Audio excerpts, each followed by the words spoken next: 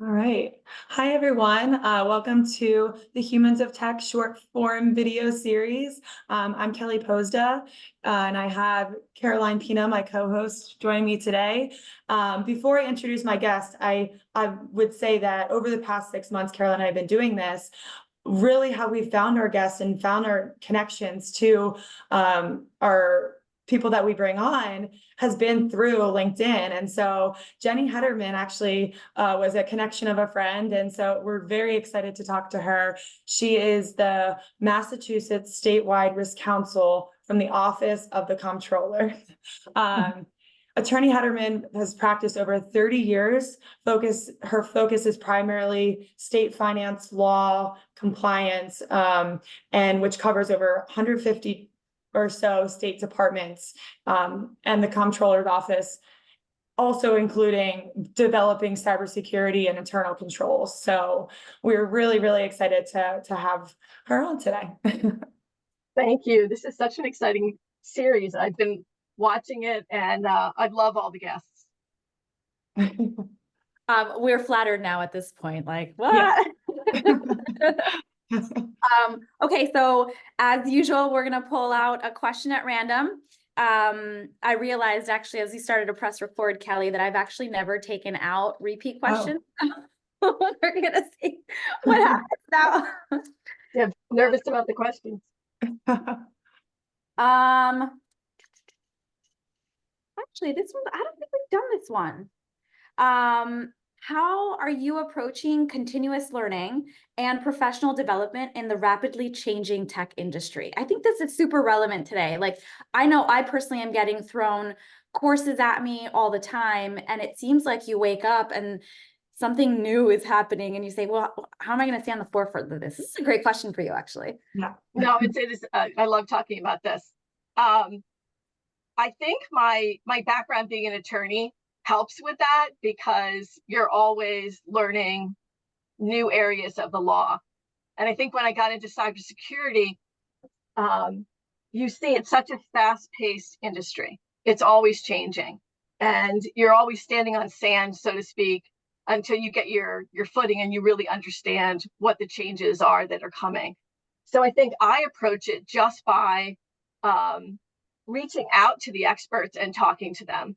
I'm not afraid to talk to tech people because I really want to understand the language so that I can take that back in my own environment in government and be able to translate it. Because I think one of the best things we can do in an organization is be translators across our organization. So we really need to be getting rid of all of the silos and really working collaboratively. I think that's really what cybersecurity has taught us, is it's not just a tech area. It really is a organizational area that you really have to be skilled at. So I think all the people that I've talked to, and I think LinkedIn is just a great source of technical people, but also really good people who are excellent at their jobs. And during the pandemic, I stumbled across Clubhouse and found Clubhouse, cybersecurity people and like-minded, passionate cyber awareness folks globally. And we've kept these audio rooms up for several years. I actually do a room weekly with another attorney who's a privacy expert, Jennifer Sanders. She'd be a fantastic guest. And we try to get the information out to as many people as possible, because I think the more you raise awareness about technology, both at work and at home, the more you have people really paying attention to their own environments and also what they're doing at home and their kids and their families and how they can protect themselves. So I think I really approach it because I'm curious. I love reading all the articles that are coming out. I love talking to different people who are experts. And I think the more you learn, you feel less scared of the environment. I think fear makes some people really dive into things, but it also makes a lot of people run the other way. Well, it's an imposter syndrome a little bit, right? Where if starts going above your head, you get nervous to maybe ask the questions and learn from the person that's next to you. I love what you're Absolutely. saying, because I think sometimes we get stuck on, maybe I should be doing a LinkedIn Learning, or maybe I should take a new course, but you almost break it down to something so much simpler. And it's like, why not talk to the person that's just across from me, that's doing this day in and day out? And it serves twofold, right? Where you build the relationship to break the silo, and you're also learning. I love that. Yes. You also brought up something interesting as well. We have another one of these airing soon, where we spoke to someone who is the second time in a week, having folks learn how to manage cybersecurity in the home. So like bridging this gap between, hey, it's super important at work, but you can't turn off the brain switch. You should also be worried about this once you go home. Yeah, we were approaching it in our office, and we were trying to figure out why was cyber awareness failing in organizations. And what we found is, if you have your basic cyber awareness training, that's great. You know, you teach everybody what phishing is, and you teach them the basic vocabulary. But it fails because people resist it, and they don't like training. And if it's more than a few minutes, they're thinking about something else, the worries that they have in their job, the worries that they have at home.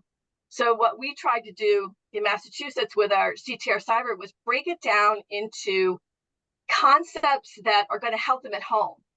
And if you help them at home and you build those skills at home, that's going to naturally translate to their work. And so what's in it for them? You know, why should they be protecting themselves and their families? And we found that that's worked. That people realize that as government, we're trying to protect them, not just as state employees, but also their kids and you know, their parents and their friends. So I think, you know, that's where I love your you know, the work that you're doing, because it really is the human part of it. That's really where we need to invest our time and effort. Yeah. And that being said, I feel like my second question, and you know, you hear AI, you can't go a day without hearing that those two letters, and it can almost be approached as scary, because people are like, oh, you can do bad. But we actually just talked with another series guest about the good. And like, so my question to you is, with AI and compliance and what you're doing, how do you see that for the good? We'll focus on that with compliance and risk and reporting and payroll and internal controls and all that you deal with. Yeah, I mean, I think that what people forget is AI is a tool. It's just like any other industry over the past, you know, 200 years. Every new industry goes through the same process. There's a huge push, like the gold rush. There's a huge push to get out there and be in the middle of it and be involved. And I think what some people forget is the most important part of technology, the most important part of any of our jobs, whether we're in government or in corporations, is thoughtful innovation. So when you really are thinking about how this tool can be used, you're not just thinking about what you can get out of it and the good that's going to accomplish, because those are the easy parts. That's the easy part of innovation. The hard part is really thinking holistically about how you're going to maintain it, and how the bad guys are potentially going to try to disrupt the good that you're trying to do. So I think AI, you really have to be more careful, just because of the speed that it's going out with. That you need to think not only about what good it can do, because it will. You know, it's gonna help in cancer. It's going to help with schools. It's already helping with marketing and data analytics and getting information out. You know, it's wonderful. But I think as part of that, you have to have thoughtful, responsible innovation, where you're also thinking about where are the places that it's going to be disrupted, and where are the places that people are going to take all this good work that people are building and misuse it against humans or against a company or against government. And it's not that you're protectionist, it's really that you want to make sure that there's stability in the good that you are creating, that it's sustainable. You don't want it to create it and then have somebody use it against you or turn it into something more negative. So I think it's having those thoughtful discussions about, look, we want to create this. It's going to be amazing. And then what do we need to be thinking about in the environment? You need to be kind of a forecaster. You need to be seeing what's down the pike and what can we do to protect what we're creating. And sometimes those questions, just asking those simple questions, are going to lead you in a much better direction. So I think I'm really looking forward to what AI can do, especially in government, with providing so much more data analytics and so much more information.